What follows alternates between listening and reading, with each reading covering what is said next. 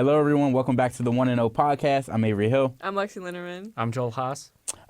Joel Haas is on his last ride right now. I'll be taking over for the next year, so we want to give him one more chance. He's the old man. We got to kick him out the door. But there was a lot of things going on today with the spring transfer portal, some losses today. So what loss surprised you guys the most? I think the obvious choice, at least from today, is Tamir. He was kind of one of the candidates for the Mike linebacker position, with Kobe King obviously headed to the draft. Franklin talked, I think, a couple weeks ago about how he was really liking what he was seeing from Tamir. I think Dejon Lane literally said yesterday on Zoom that, Tamir is, his Mike, I think. And so, that was just kind of a little shocking. But I think it really just means that Keon Wiley is really impressing coming off that injury. And I also think Anthony Specca is probably taking a rise that I don't think a lot of people maybe were expecting. But, there was kind of been some mumbling that he might have been the real deal, future captain, stuff like that. So I think it's definitely a little surprising, though, because I think he was going to see sizable time. And, that linebacker room, the depth is already very thin. You're reaching a point where, LeVar and, some of the, true freshmen are, some, depth pieces that, might actually have to play. So I think they should definitely look for a linebacker in the portal, maybe. But I do think it's just a good sign for Keon Wiley and Anthony Specca, but it was definitely a little surprising at first. Yeah, I think you got to go with Robinson just because, like you mentioned, even if he wasn't going to technically start because it's going to be a 4-2-5, anytime they bring in a third linebacker, it's probably going to be him. So he was definitely going to see a lot of time this year in his development. He had the whole thing with Tony Rojas, when they committed to Penn State out of high school, and they were calling themselves TNT, and it was a whole thing. And now he's moving on. He blew up TNT. Yeah, it'll be interesting to see where he lands after this. I'll be kind of curious to see what kind of offers he gets out of the portal. And I think John Mitchell was a little bit interesting as well at corner, just because of how highly rated he was as a recruit, and he did obviously play a pretty decent amount in his freshman year. It's not like he was, starting or anything like that, but he appeared in 6 games. I think it was 4 during the regular season, then 2 in the postseason. So he technically didn't burn his red shirt since 2 of the games came in the postseason. But he appeared in 6 games as a true freshman on a Penn State defense that was loaded with talent. Mm-hmm. And he was a top 100 recruit just a year ago. And so that kind of makes you think that, he still has a lot of talent and then could have probably been a contributor for Penn State at some point, even if it wasn't this year. So that one was a little bit surprising to me as well. But at the same time, you look at what Penn State's at right now in terms of roster. We know that they're going to have to cut down to 105 soon.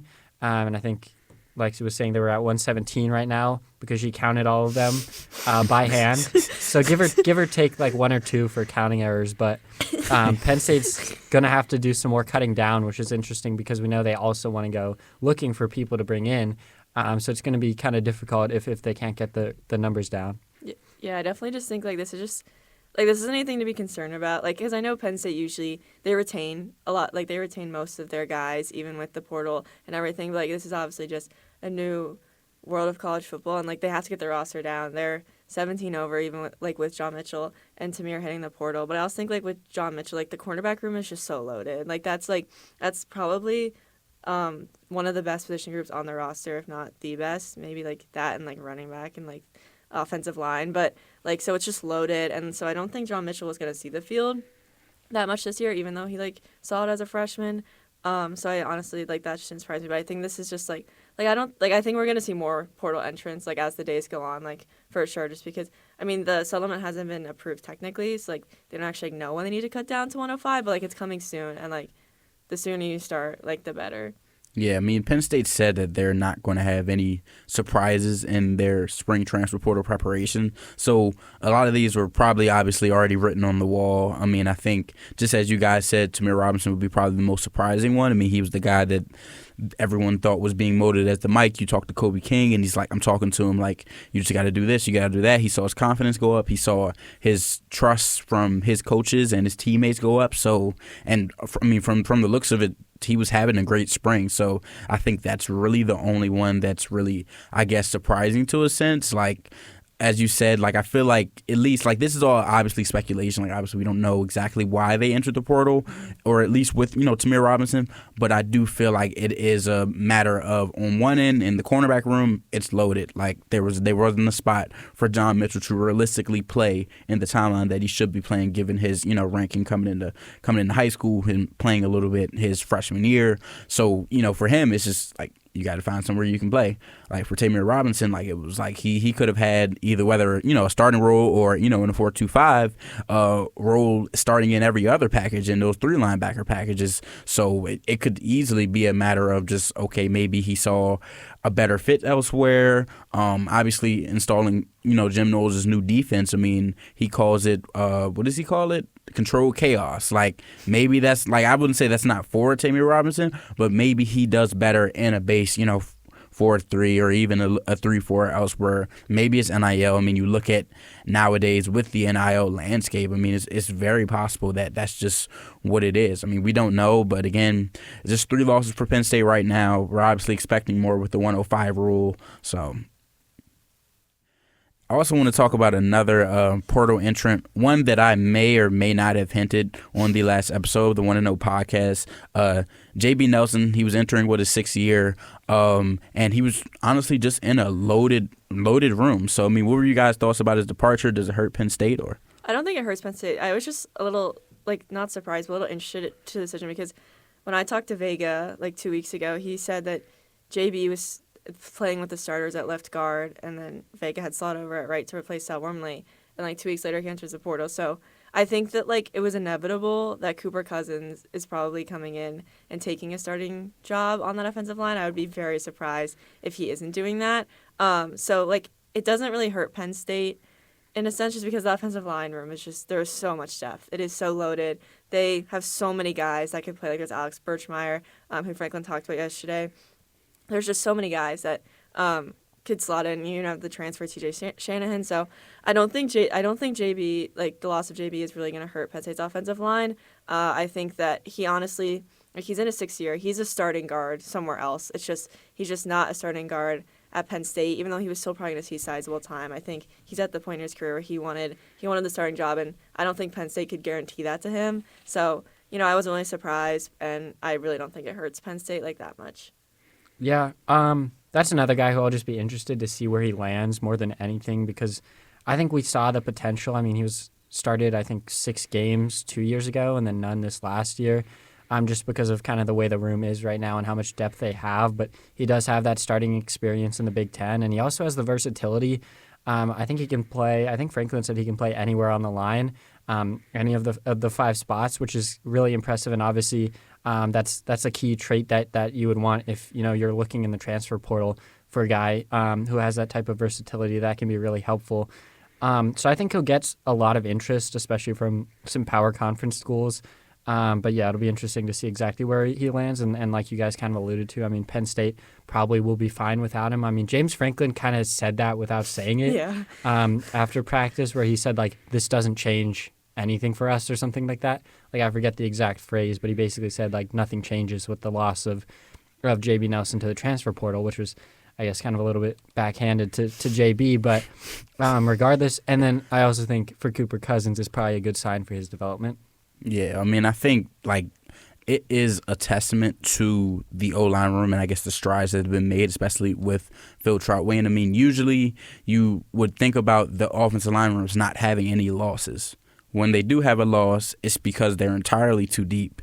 I mean, you can make the argument of J.B. Nelson starting on, I would say, 75% of FBS schools. I mean, we could up that to 90, really. I mean, I think that he's a really talented player that's stuck in a group of, or that was stuck in a group of guys that are just absolutely loaded. I mean, it'll be interesting to see where he goes, but I don't think, as James Franklin said, that it's going to make much of an impact.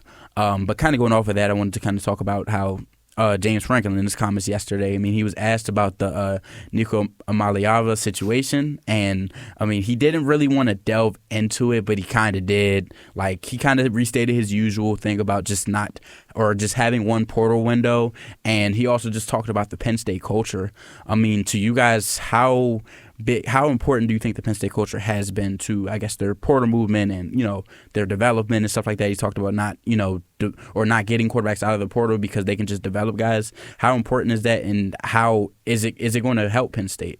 I think, 100%. I mean, Lyle had his column from this week. If you haven't read it, you should go read it. But PSUcollegian.com. Yeah, Penn State's culture, I think, is honestly second to none at this point in college football. There's so much turnover, and I think the interesting thing about it too is I think they have the money now. Like, their NIL didn't used to be in a good spot, but I think it is now, and with revenue sharing, they have a ton of money. Like, and so I think that it says a lot that people are kind of shocked when 3 guys are entering the portal from Penn State, or shocked when Penn State brings in. Yeah, I saw people on Twitter when Hayes Fawcett was making these announcements. People in the comments were like, "What's going on at Penn State?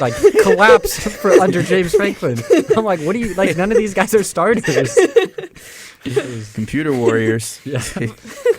Yeah, so when you have people when that's happening, when you have 2 guys entering the portal, that says a lot just about the culture. I think also the quarterback question was just really interesting because you think about it, Trace McSorley, Sean Clifford, and Drew Aller are the 3 last quarterbacks to start at Penn State, and that's it. That's a span of 10 years almost. That's insane. Christian Veer got to start against Rutgers 2 years ago. Yeah. But No. Yeah. I always forget how to pronounce his last name. I wouldn't lie to you. So when you said that, I had to register it for a second. I wouldn't lie. Blast from the past. But yeah, I think it says a lot about the culture for sure. And I honestly don't think anything like the Nigo situation, I could not see that happening at Penn State. First of all, I just don't think they would put up with it. You don't think Drew's going to ask for $10 million? No. No? You don't think so? I mean, he took his team to the college football playoff semifinal. Yeah, but Carson Beck's making $5 million. That's the thing is I don't think Franklin's gonna recruit guys that he thinks would even do that. I think that's the thing is Franklin's a very good judge of character. I think that's something he prides himself on, something he prides Penn State on, and so I don't see that going anywhere anytime soon. Especially with basically said they're treating the spring portal like they're treating every other portal window.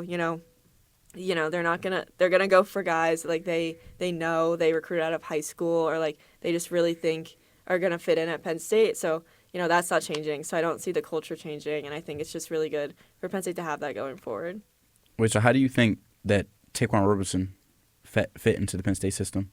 Okay, I'm just asking the question. I just want to know. I mean, he's transferred 5 times. Well, yeah, just I'm asking the question. How do you think he fit? Do you think now James Franklin is I made a mistake?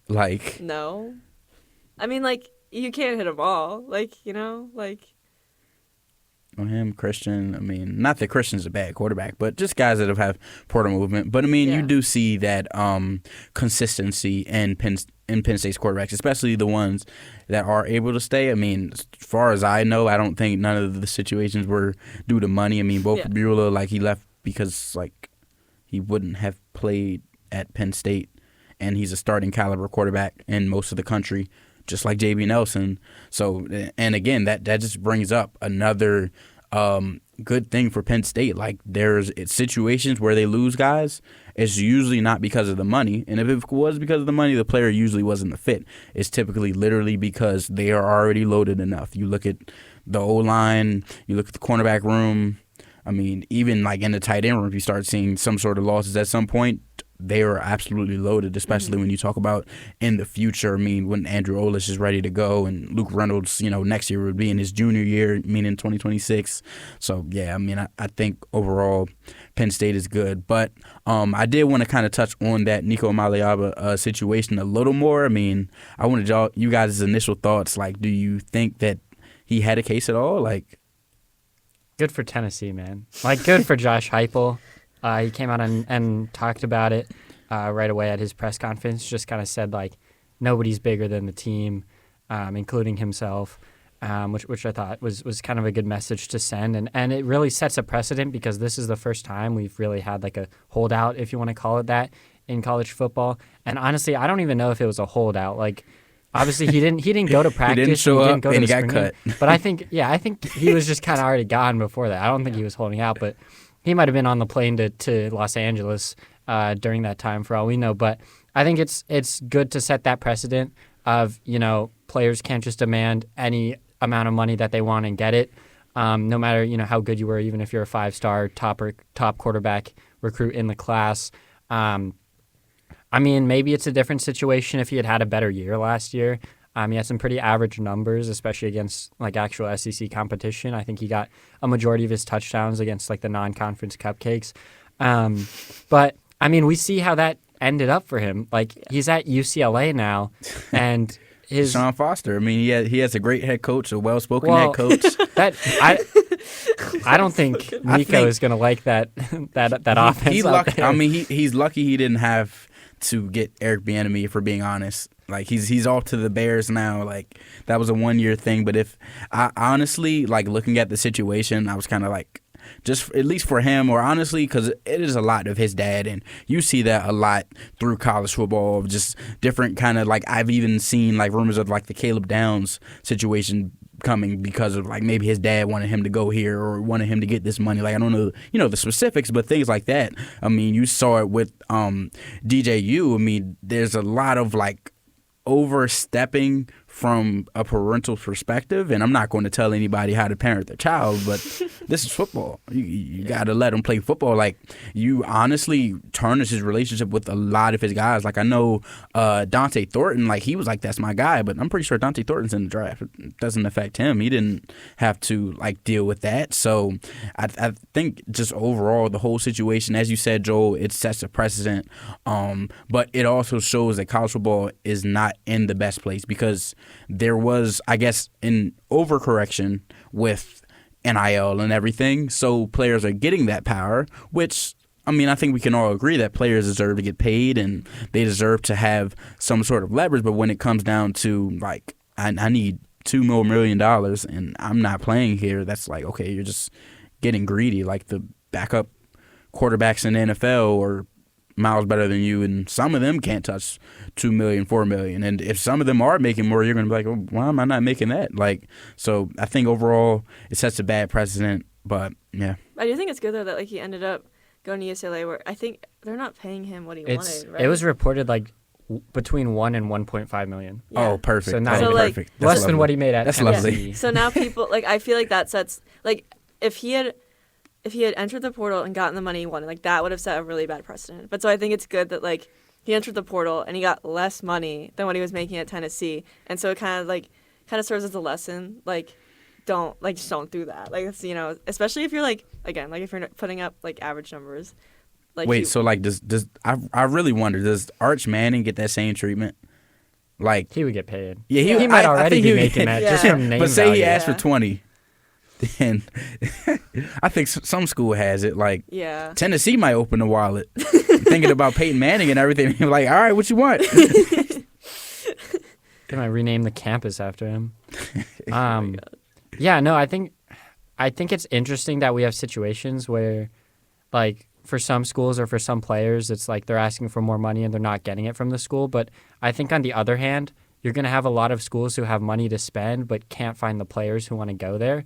I think one of the things, and we've heard from like Penn State, because Pat Kraft talked about like we need to go get a wide receiver when the spring portal opens, and we've talked about it like on this podcast that Penn State will probably be looking at defensive tackle and linebacker as well in the portal. But at the same time, like, it doesn't matter how good your NIL is, how much money you have, if there's nobody in the portal that you can go get. Like, if there's just nobody good enough who's entering the portal.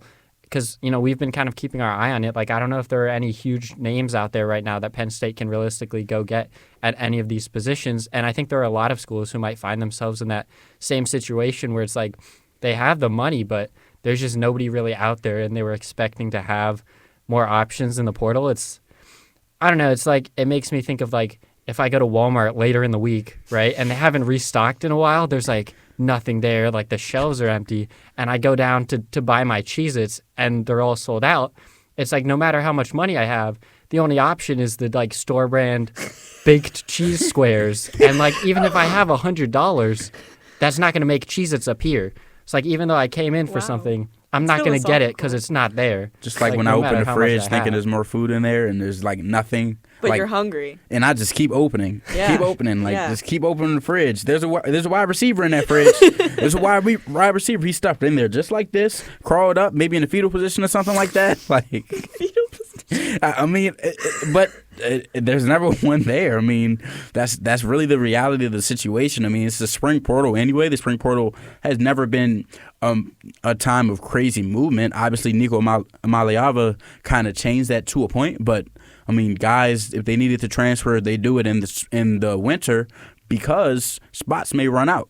That's the case. I mean, of course, there's spots at Penn State, but some of them are like, I earned my starting spot. And if they didn't, they want the money somewhere else. So, I mean, again, Penn State has it, but they're not going to spend it frivolously. I mean, you talk about getting guys that aren't there for the money, but we got money for you. That's essentially the philosophy there at Penn State. So, yeah, I mean, I think the whole situation is interesting. I think Penn State may not get what it wanted out of the portal, but I do think Penn State is a developmental school and they are coached well. So I do think they could find some small moves, guys that kind of pan out better than expected or guys that just weren't really looked after by other teams.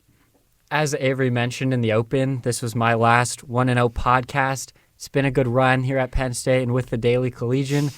4 years with the Collegian, 2 years on football staff, 2 years doing the 1-0 pod, probably about 70 episodes. So I went 70-0 in my time here.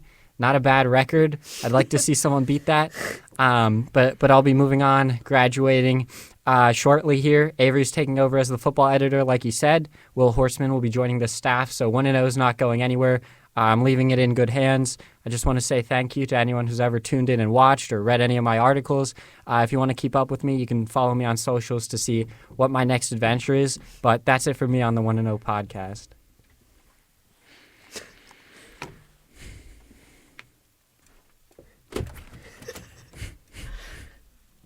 Well, as the departing Joe Haas said, that's all we have for today. Visit our website at PSU Collegian and follow us on socials. See ya.